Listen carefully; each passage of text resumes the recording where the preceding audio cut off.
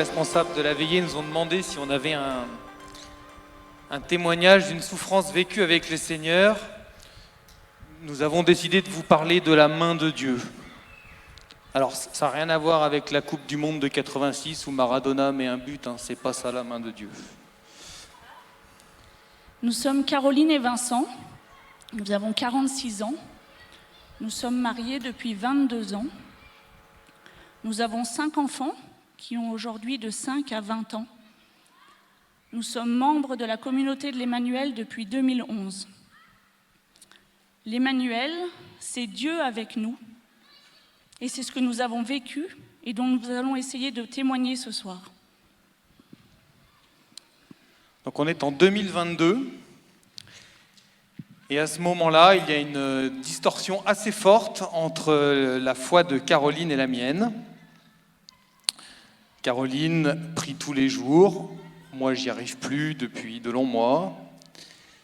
Caroline souhaite aller à Paray pour faire une session au mois de juillet, et moi franchement je préférerais un petit trip moto en Corse. Caroline a besoin de la communauté et renouvelle avec joie son engagement annuel. Et moi, je la suis avec les pieds de plomb en me disant que c'est la dernière année, quoi. Après une année très positive, le mois de juillet avance. Nos enfants sont déjà en vacances de leur côté et nous faisons une session à Paray. Caroline obtient assez souvent ce qu'elle veut. Donc la session a lieu autour du week-end du 14 juillet. Et le mois de juillet se termine et on est le 29 juillet 2022. Et moi je pars vers midi pour aller chercher nos garçons à la fin de leur camp scout dans les monts du Lyonnais.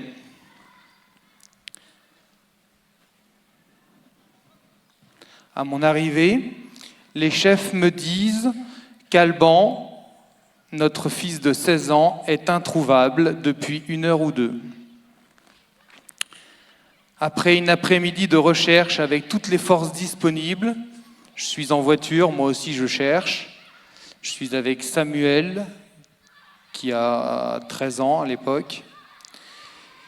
Et le téléphone sonne et j'apprends qu'Alban s'est suicidé.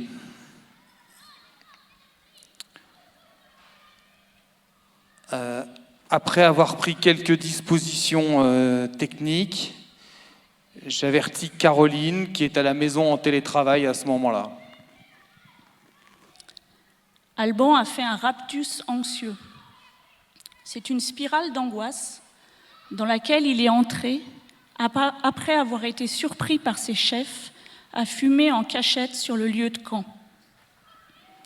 La seule issue de cette spirale est la mort. Il est avec le Seigneur et nous en avons eu plusieurs confirmations. Alors je rajoute juste une précision ici. Notre petite Sarah de 5 ans aujourd'hui, donc qui avait 3 ans en 2022, ne connaît pas encore précisément les circonstances de la mort de son frère. Donc si vous la croisez ces jours-ci, merci pour votre discrétion. Ensuite, tout s'est enchaîné comme si nous étions un petit peu étrangers à ce que nous vivions, le cerveau sur off, sous le choc. Avertir l'entourage, les démarches avec la police, l'autopsie, les funérailles, etc., etc. La stupeur est là, la tristesse aussi, l'incompréhension, la culpabilité en tant que parent, évidemment. Mais à aucun moment nous n'avons douté de la présence du Seigneur, pour nous. Nous avons constaté instantanément que la parole du Seigneur était concrète. « Je t'ai gravé sur les paumes de ma main » Isaïe 49, 16. Nous avons constaté que nous étions dans la main de Dieu. Et voici comment. Alors déjà, le Seigneur a préparé mon cœur à l'accueillir de nouveau dans ma vie par cette fameuse retraite que je ne voulais pas faire, quelques jours avant le décès d'Alban. J'ai été renouvelé dans mon désir de vivre au quotidien avec le Christ. Lors de cette session, je ne me souviens absolument pas avoir fait de démarche particulière, ni d'avoir reçu de vision, de paroles, ou que sais-je d'exceptionnel. J'étais juste heureux d'être là, de passer du temps au service de la liturgie et à l'adoration. C'est l'année où le chant « Glorifie le Seigneur » venait juste de sortir.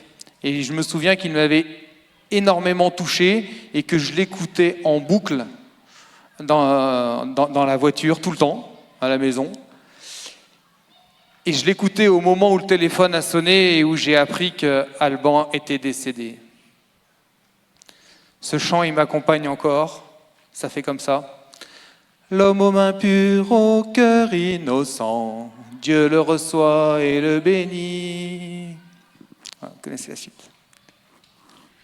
Après le décès, les manifestations du Seigneur se sont enchaînées. Le soir même, nous étions à la maison. Tout le monde était reparti. On était avec les parents de Vincent sur notre terrasse, tous les quatre. Et nous avons prié ensemble pour demander l'accueil d'Alban auprès du Père. Quelques secondes plus tard, la maman de Vincent a reçu un SMS de son accompagnatrice spirituelle. Elle lui partageait que devant le Saint-Sacrement exposé, elle venait de recevoir l'image de Marie accueillant Alban dans ses bras. Alban est décédé un vendredi. Le médecin qui a constaté le décès d'Alban nous rappelle 2 jours plus tard, alors que c'est absolument pas prévu dans la procédure, il a trouvé nos coordonnées, il s'est débrouillé, et tout simplement pour nous partager sa foi et son engagement dans le scoutisme. Nous avons compris qu'il avait pris soin d'Alban, qu'il avait respecté son corps, et là encore pour nous c'était un signe du Seigneur.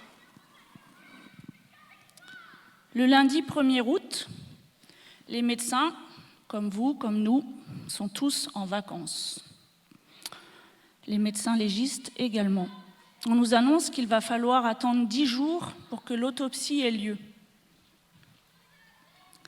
Et donc, pour nous rendre le corps de notre fils, et que les funérailles ne pourront pas être célébrées avant 15 jours. Nous lançons immédiatement un appel au réseau pour tenter de court-circuiter le système, et en parallèle, surtout, un appel à nos frères de communauté, un appel à la prière.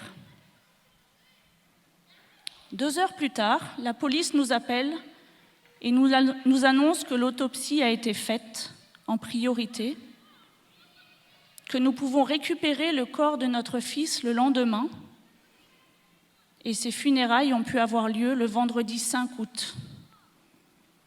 Clairement, nous y avons encore vu un miracle du Seigneur.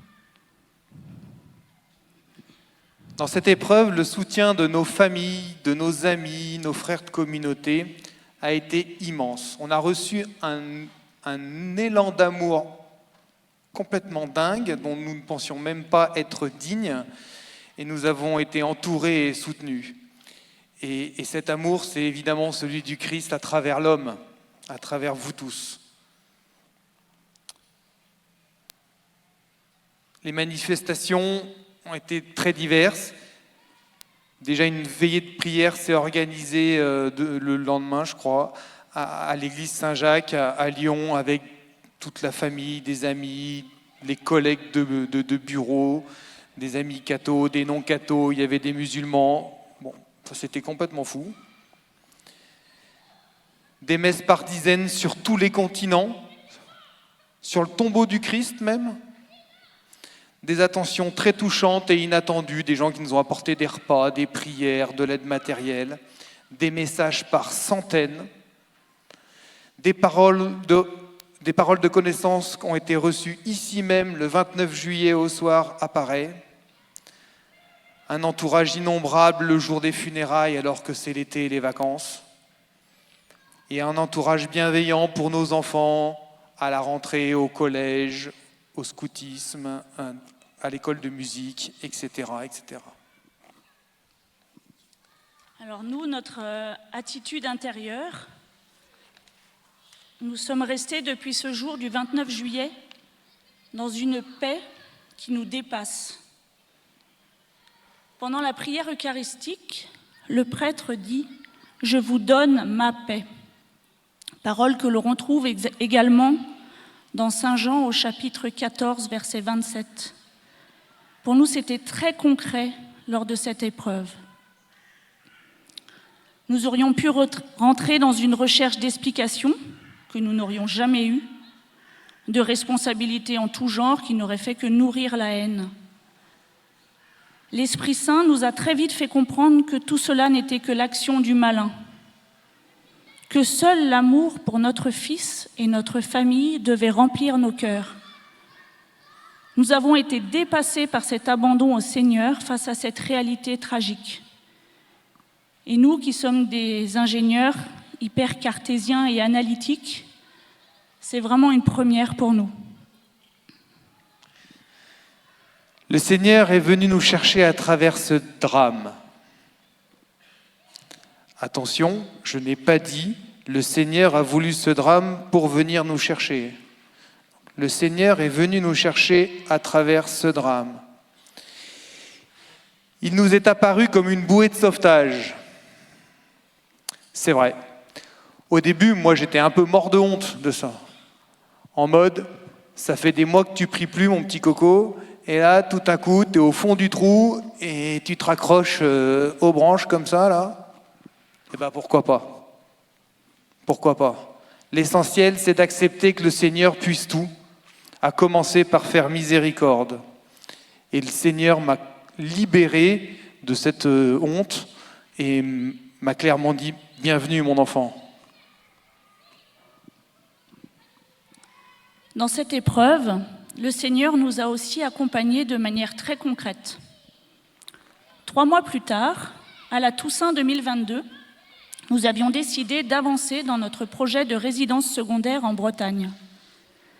L'idée était à la fois de nous rapprocher de nos racines familiales, mais aussi de créer un lieu familial où les enfants pourraient avoir des souvenirs et qui sait peut-être, plus tard, avoir le plaisir de revenir en famille. Nous partons donc en vacances, après avoir depuis environ 1 mois épluché toutes les annonces susceptibles de nous intéresser. Vu le nombre de contraintes et le fait que nous n'étions pas pressés, nous avons visité pas moins de 0 maison. Mais la veille de notre départ, Vincent refait un dernier tour sur les annonces et il tombe sur une annonce vieille de 2 semaines qu'il n'avait pas vue alors qu'il les avait toutes vues. Mystère. L'agent accepte de nous la faire visiter le 1er novembre, le jour de la fête de tous les saints. Et là, elle coche absolument toutes les cases. Elle est même mieux qu'espérée. Et donc, sans tergiverser, nous validons auprès de l'agent. Mais voilà, 2 semaines plus tard, un problème de montage juridique rend franchement très déraisonnable cet achat qui nous dépouillerait de quasiment toute notre épargne. Je rappelle, ingénieur cartésien. Et donc, on cherche tout un tas de combinaisons possibles qu'on ne trouve pas. Et un mercredi soir, on décide de renoncer à cet achat. Un peu la mort dans l'âme, même complètement la mort dans l'âme. Mais nous décidons de reporter la décision au jeudi matin après une ultime prière de couple. Et en fait, Caroline est partie plus tôt au travail ce matin-là. Et alors qu'elle arrive au travail, elle reçoit un appel d'une sœur de communauté que nous connaissons, mais avec laquelle nous n'avons pas de relation particulière. Et cette sœur de Caroline dit que ça fait 3 heures qu'elle tourne dans son lit, en ne sachant pas si elle doit nous appeler ou pas nous appeler, ou nous appeler ou pas nous appeler. Et Caroline dit, pourquoi donc? Elle dit, parce que, figure-toi que j'ai fait un songe. Ah. Et il y a quoi dans ton songe? Elle dit, je vous ai vu, vous deux, avec vos 4 enfants, dans une maison qui est au bord de la mer, visiblement pas votre maison de Lyon. Et au fur et à mesure que le temps passait, vous étiez en train de lire un livre, parenthèse, je vous ai commandé le livre, il arrivera demain par la poste. Vos sourires et vos visages s'illuminaient. Ok. Donc, Caro me rappelle, m'explique ça. Et je lui dis, écoute, tu sais ce qu'on va faire, c'est simple, hein, des photos de la maison, on en a plein, on va les lui envoyer, puis elle va nous dire si c'est là. Donc, Caro, elle envoie les photos. Et, pendant une réunion. Ouais, pendant ta réunion. Et du coup, c'est moi qui rappelle la sœur. Et je lui dis, ça te parle les photos là? Elle me dit, écoute, clairement, je reconnais l'environnement, je vois bien la lucarne et la verrière, je reconnais cette table-là autour de laquelle vous êtes assis. Par contre, le reste du mobilier, je ne reconnais pas.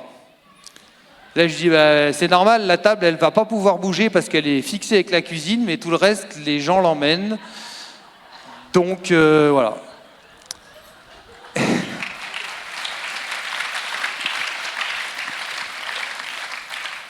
Et à ce moment-là, précisément, je me souviens m'être dit, mais quand le Seigneur dit qu'on est dans sa main, c'est pas une blague. Le Seigneur avait répondu à nos prières, il nous guidait, on ne s'est pas posé de questions, on a rappelé, on a dit, on prend la maison, et on s'est vraiment abandonné au plan du Seigneur qui semblait pour nous être très clair. Et voilà, maintenant ça fait 1 an et demi qu'on a cette maison familiale et pour nous c'est un vrai bonheur. Donc on est certain que c'est l'action du Seigneur qui nous a guidés concrètement et matériellement dans ce choix. Voilà. Aujourd'hui, on est 2 ans plus tard et le Seigneur continue de nous chérir.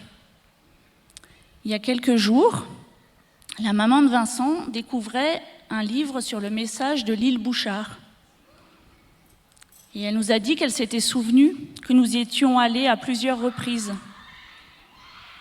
Elle nous a confié qu'elle avait dans le cœur que depuis le décès d'Alban, Marie avait réalisé son message pour nous. Je donnerai du bonheur dans les familles. Merci Marie, merci Seigneur.